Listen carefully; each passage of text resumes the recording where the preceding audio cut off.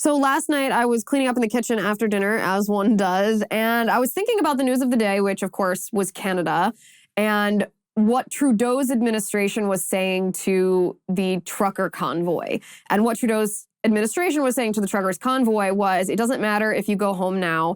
It doesn't matter if you get off the streets, if you end what the Trudeau administration is calling a blockade or an occupation, that if you have financially contributed to this protest, or if you were physically present at this convoy in any way, shape, or form, this is not over for you. The Trudeau administration actually said this will be a months-long crackdown, even after this convoy has been cleared from Ottawa. So if you've taken part in any way, the government was warning, we are coming for you. You will pay for this. You will be penalized. We are going to get revenge on you for what you did.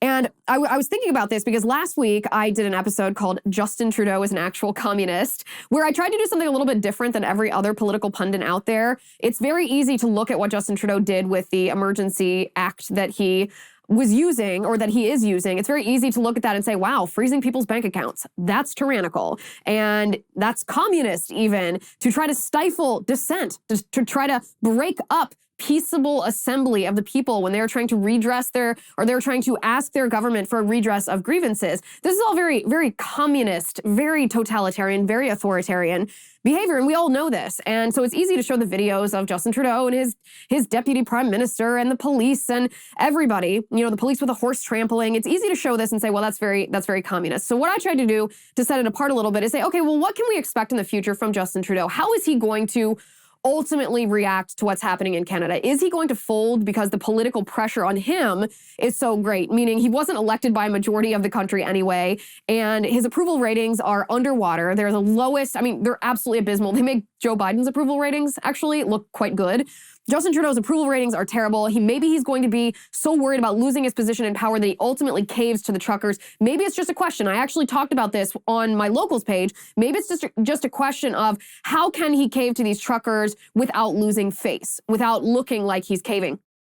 That's what I said a week ago. Well, fast forward to when I did this research about Justin Trudeau, I found that he has communist ideology and financial ties. And when I say ideological and financial ties, I mean to the communist Cuban regime, to the Castro regime, of course, to the Chinese Communist Party of today in China. Very strong, both financial and ideological ties. His entire family, his father, Pierre Trudeau, as I mentioned, was prime minister once upon a time of Canada. Now his son is.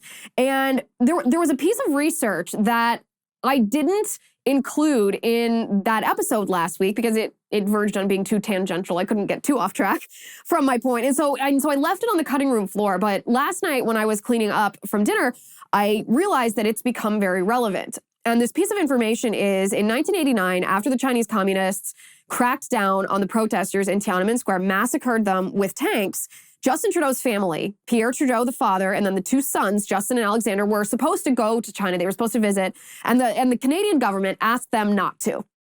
Well, for obvious reasons. The Canadian government asked them not to because it was such an atrocity that the Chinese Communist Party had committed against the people in Tiananmen Square. That part I mentioned. But what I didn't mention is that a couple of months later, just the next year, the Trudeaus did go to communist China. And while they were there, Pierre Trudeau actually addressed what had happened in Tiananmen Square, but he addressed it in a very nuanced, we'll call it nuanced, in a very nuanced way. And when I say nuanced, I mean he was trying to excuse it. He was trying to justify it. He was trying to explain it away or brush it under the rug.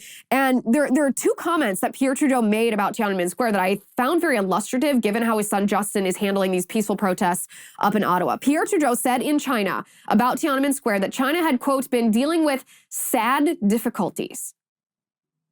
Sad difficulties. That's a euphemism that Pierre Trudeau used for Tiananmen Square massacre. And I thought, wow, that's just the most euphemistic, the most gentle way of describing a horrific homicidal regime just running over people, beating hearts, warm bodies, crushing them with tanks. Sad difficulties, according to Pierre Trudeau. And then, according to Alexander Trudeau, Pierre Trudeau also said, while in China, he said it's very hard for people outside of China to know what's best for China or how China can move forward. And I thought to myself, well, again, it's not that difficult, actually, for outsiders to to know how to address Tiananmen Square. It's very easy, actually, for every one of us to say, well, that's what happens when you have a communist regime. That is tyranny. That's authoritarianism. That's what happens when governments who are in that power don't want dissent. They have to silence it. They have to stifle it. Not just banning you on social media, but actually physically murdering you and killing you and then trying to cover it up.